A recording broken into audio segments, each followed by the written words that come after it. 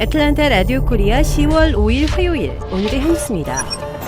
조 바이든 대통령은 2주 앞으로 다가온 연방정부의 채무 불이행 사태 가능성을 우려하며 부채 한도 상향 필요성을 역설하고 이에 비협조적인 공화당을 맹비난했습니다. 바이든 대통령은 어제 백악관 연설에서 현재 28조 4천억 달러에 달하는 연방정부의 부채 한도를 상향하려는 의회 표결에 공화당이 협조하지 않고 있다며 무모하고 위험한 행동이라고 지적했습니다. 연방정부의 부채 상한을 법률로 정하는 미국은 2019년 여야가 올해 7월 말까지 상한선 설정을 유보하기로 하면서 연방정부가 채권을 발행할 수 있는 길을 터줬습니다. 하지만 시한까지 후속 입법 마련에 실패해 지난 8월부터 돈을 추가로 마련하지 못하면서 지금껏 비상수단을 통해 재원을 조달하고 있고 그마저도 오는 18일이면 고갈돼 채무 불이행 사태에 직면할 우려가 제기되고 있습니다. 이 하원은 지난달 말 부채 한도 설정을 내년 12월 16일까지 유보하는 법안을 처리했지만 공화당의 저지로 상원에서 2차례 부결됐습니다. 바이든 대통령은 연설에서 부채 한도 상향은 새로운 지출에 대한 것이 아니라 오래된 빚을 갚기 위한 것이라며 상원 공화당의 동참을 촉구했습니다. 파이자 코로나19 백신의 감염 예방 효과가 6개월 뒤 47%로 감소한다는 연구 결과가 나왔습니다. 의학저널 란셋에 게재된 논문을 이용한 보도에 따르면 파이자 백신이 델타 변이에도 효과적으로 대응할 수 있는 것으로 나타났지만 시간이 흐를수록 효과가 점차 떨어졌다고 전했습니다. 델타 변이에 대한 파이자 백신 효과는 1개월 뒤 93%였으며 4개월 뒤에는 53%로 떨어졌습니다.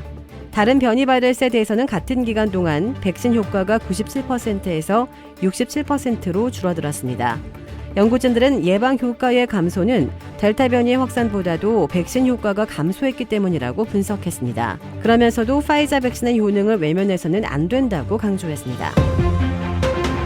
페이스북은 전 세계적으로 6시간가량 발생했던 접속 장애와 관련해 잘못된 환경 설정 변경이 원인인 것으로 파악했다고 밝혔습니다.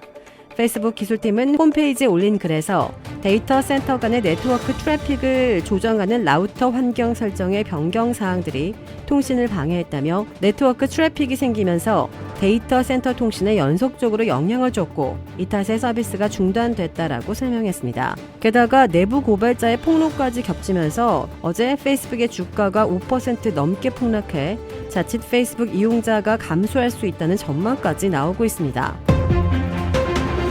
캐나다에서 청원 이벤트를 진행하던 경비행기가 도심 공원으로 추락했습니다.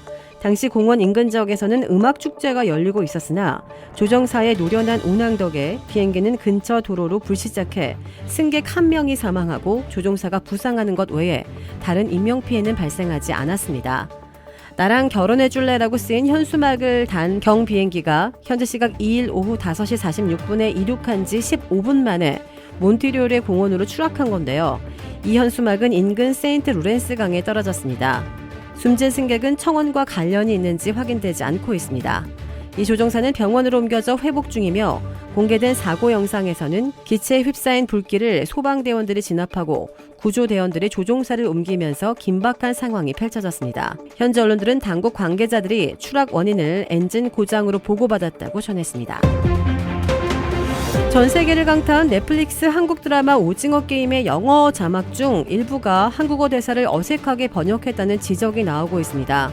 영국 BBC 방송은 한국어를 유창하게 구사한다는 한 트위터의 이용자의 지적을 소개했는데요. 영미 메이어라는 여성은 번역이 몹시 나쁘다면서 대사는 훌륭하게 쓰였는데 이를 전혀 살리지 못했다라고 주장했습니다. 그러면서 극중 한 미녀가 내가 공부를 안 해서 그렇지 머리는 장난이 아니라니까 라는 대사가 영어 자막으로는 나는 천재는 아니지만 해낼 수 있어 라고 번역된 점과 오빠라는 한국어가 한 장면에서는 자기라고 번역됐다가 다른 장면에서는 영감, 올드맨이라고 번역되는 걸 보고 같은 걸 느꼈다는 댓글도 있었습니다. 한 한국인은 한국말을 모르는 친구와 같이 보다 3분마다 저건 저런 뜻이 아니다라면서 다시 설명해주는 통에 영어 감상을 망쳤다고 댓글을 달기도 했습니다. 한국의 카카오 창업자인 김범수 이사회 의장이 3년 만에 다시 나온 국정감사장에서 골목상권 침해 등 위원들의 질의와 추궁에 연신 머리를 숙였습니다. 김 의장은 한국 시각 5일 오후 국회 정무위원회 공정거래위원회 국감의 일반 증인으로 출석했습니다. 그는 증인석에 가장 먼저 앉았고 증인 선서도 대표로 했습니다. 이날 정무위 국감은 카카오 국감이라고 해도 좋을 정도로 김 의장에게 숱한 질의가 쏟아졌습니다.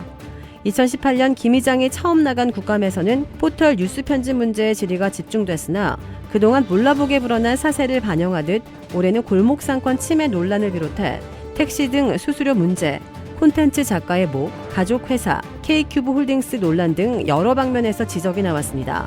이에 김 의장은 논란을 일으킨 부분에 대해서는 일단 사과로 바짝 엎드리면서 개인과 회사 차원의 개선 노력을 조목조목 소개하며 해명했습니다.